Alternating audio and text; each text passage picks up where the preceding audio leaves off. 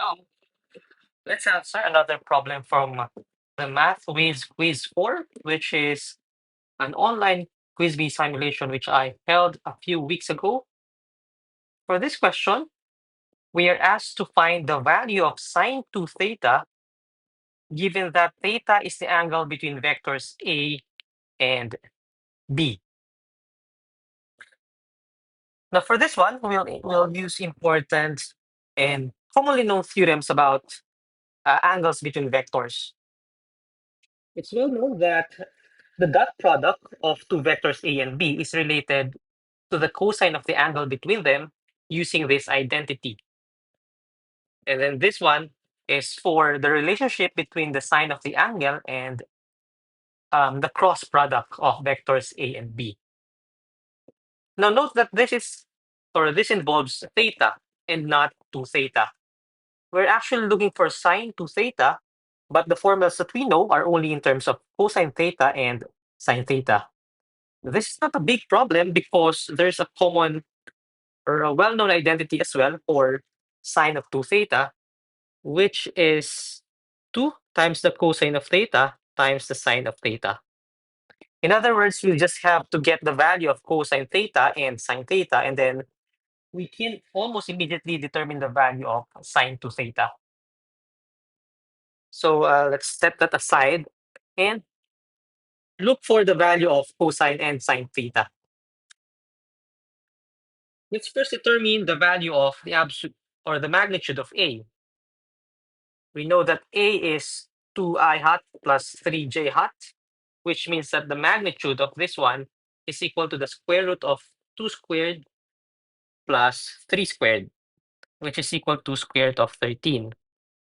Similarly, the magnitude of B hat, or vector B, is equal to the square root of negative 3 squared plus 4 squared, which is the square root of 25 or just 5. Okay? Next, we get the dot product between A and B. Dot product between A and B is equal to, I'll write the other vector notation for this one because I'm more comfortable with it. So that's 2 comma 3 dot negative 3 comma 4. And this simplifies to just 2 times negative 3, which is basically multiplying the corresponding elements of the two vectors and then summing them up. Plus 3 times 4. This simplifies to negative 6 plus 12, which is 6. Next, we can also get the value of the dot product or the cross product of two vectors. The general trick here is to write it this way. Vector A is 2, 3. It does not have a k component or a z component, so we'll just put 0 in that one, which means it's just in the xy plane. Then for the other vector, that's just negative 3, 4, and then 0. Then we just have to get the determinant of this matrix. The determinant of this matrix can be easily done by looking at 2 by 2 matrices components of this one. For this one, the trick is that the I hat and j hat components will always be 0 when we're only looking at the vector product of two-dimensional vectors. So the only one that will matter here is the k hat component, which is equal to this minus the product of this. So that's just equal to that's equal to 2 times 4 minus 3 times negative 3 k hat, which is equal to 8 minus negative 9. So that's 17 k hat.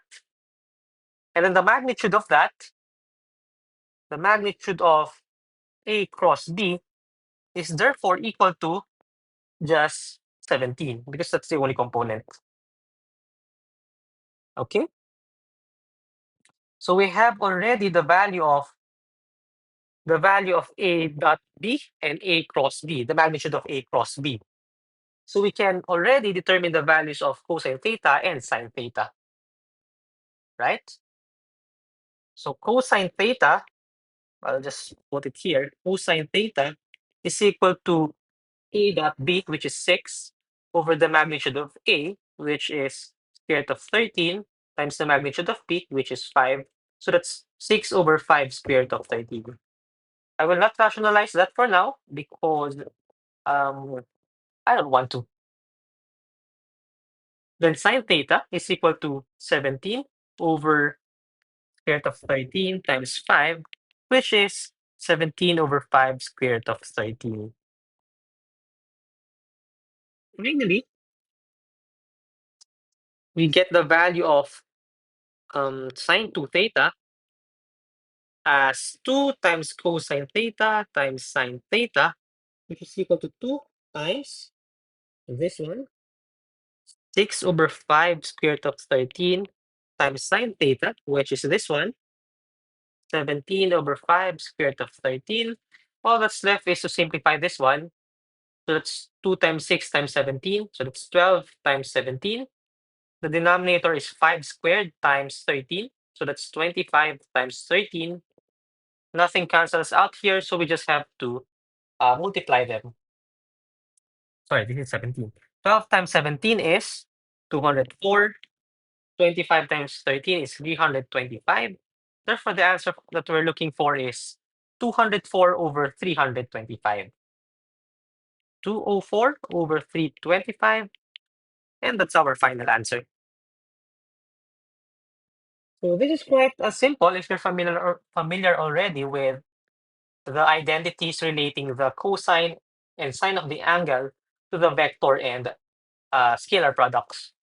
Note that you don't really have to find the cross product of A and B, because once you know the value of cosine theta, you can also get the value of sine theta using the Pythagorean identity, which is the square root of 1 minus cosine squared theta.